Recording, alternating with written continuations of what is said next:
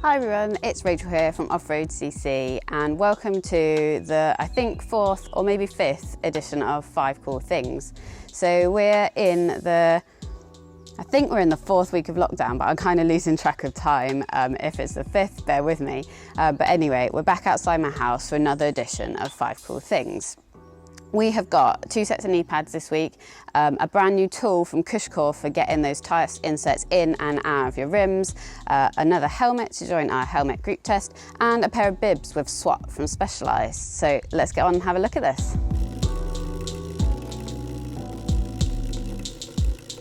So I'm going to start with the first and the newest thing, which is the Cushcore bead dropper. So now if you've used or fitted the Cushcore tyre inserts previously, you'll know that they're pretty damn hard to get in and to get off. Our first tip, or the best tip that we've found so far, is using like a plastic bin and putting the wheel sort of laterally sideways onto the bin, and then you can use that to press and push the Cushcore into place and then fit the tyre over the top. But the people from Cushcore say that this should make things a whole lot easier. So it's essentially a really sturdy tyre lever with an extra ridge or flange that you can push and use your thumb against to push down. So you can lever the Cushcore into place, but where I think this will most come into use is when you're trying to get Cushcore out or swap it from rim to rim or change a tyre.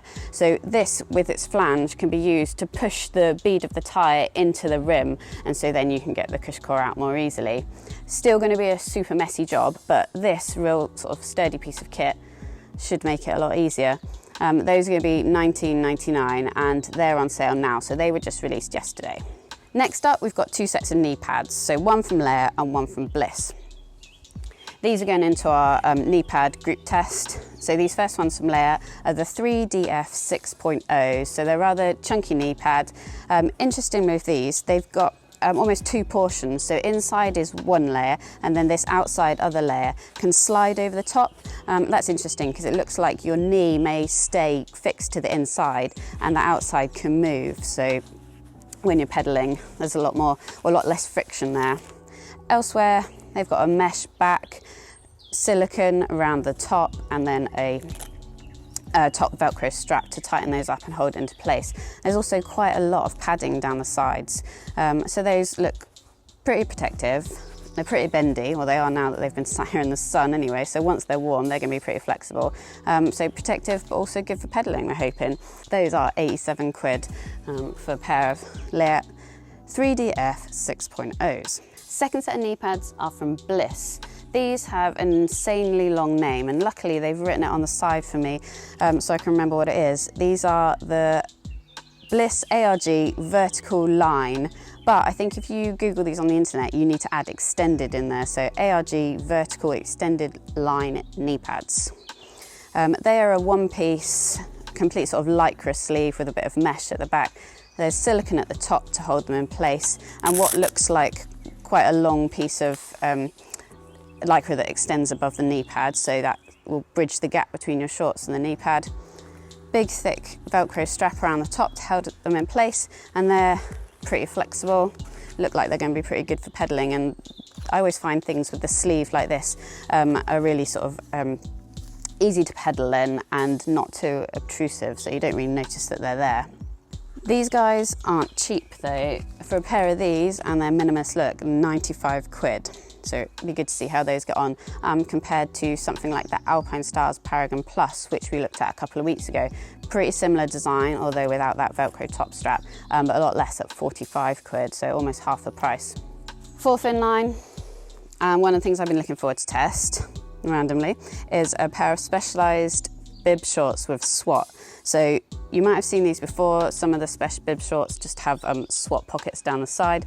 These have basically like a jersey pocket design on the back of the bibs. That flaps up, and if you use your imagination, there's not too much of your imagination, there's a stretchy bit there which should make toilet stops for women easier. Anyway, goes on like a normal pair of bibs, and then there's the jersey pocket sort of hammock design around the back which you can pop stuff in, and additional leg pockets. Although I'm not sure how useful they'd be. I'm not really into like hitching up the leg of my shorts in order to get to my melted crushed cereal bar, but hey, those pockets at the back are definitely going to be useful for tools if you're going on a ride, like with just a water bottle on your bike. These guys are 85 quid. Come in men's too, similar design. There we go, Specialized bib shorts with SWAT. Last up, another helmet to go into our helmet test. This is a Giro Chronicle with MIPS. Now, I was interested to test this helmet because I really like this helmet, which is a Giro Montara. So this guy is, I think it's 140, 150 quid at retail, but it's one of my favorite lids so far. I think I'm on my third one of these. Yeah, I think I've had a white one, a green one, and now this blue one, and I really like it. It's slim, it's not the lightest, but it's not that heavy, it's pretty airy, low coverage at the rear. It's got Giro's great rock lock cradle at the back, and the thing that I like most about this helmet is this little unobtrusive light or GoPro mount. So that comes in and out, but I actually just leave that on there and then can pop in GoPro or a light. So that is a great winter helmet. Anyway, this is 5 Cool Things. This is not a review of the Giro Montara. I only got this helmet out, so you could have a look at it in comparison with the Giro Chronicle. So this Giro Chronicle also gets MIPS. It gets quite a lot of the same design features. It's extended down the rear. It gets the same rock lock cradle at the rear, which is also can be moved up and down inside the helmet. The difference here with this one is it's 110 quid. So this one has a few design features that make it a little bit cheaper than the Montara. So remember, this one's 110, this one's 149, I think. So this one has the EPS foam, which is visible all the way around the outside, the base of the helmet, whereas the Montara has that bit covered by plastic. Now, that is a lot more protected, whereas this, where it's visible and on show here, can be easily be dented if you drop it. Other things, this webbing is a little bit thinner, it's a little bit less sturdy. So this one gets a lot fatter straps, basically just looks a little bit more robust. Elsewhere, there's slightly different liners inside, so that gets less lining, but it looks more padded, whereas this one's padded all over the helmet, but it looks a bit thinner, and you can actually, it feels different to touch. So whereas this one springs back, this one just feels a bit flatter to touch. Anyway, 110 quid for the same coverage and for a very similar MIPS system inside. So that'd be good to ride those two back to back and see how you get on. Oh, the other thing you don't get with this helmet, you don't get my favourite little GoPro light mount. But hey, we're saving probably 50 quid. So that's it for 5 Cool Things this week. Next week, I've got another helmet on test, another Leatt helmet. I've got some knee pads from Enduro and some more Leatt clothing. I'm also testing this Vita Smithique at the moment, or as much as I can in lockdown.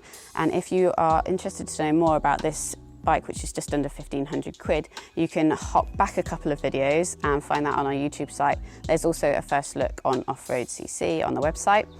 For the time being, thanks very much for watching. If you want to see more about this kit, head over to off.road.cc. There'll be an article online with this video in it this week. For now, thanks for watching. I am off for a razz on this.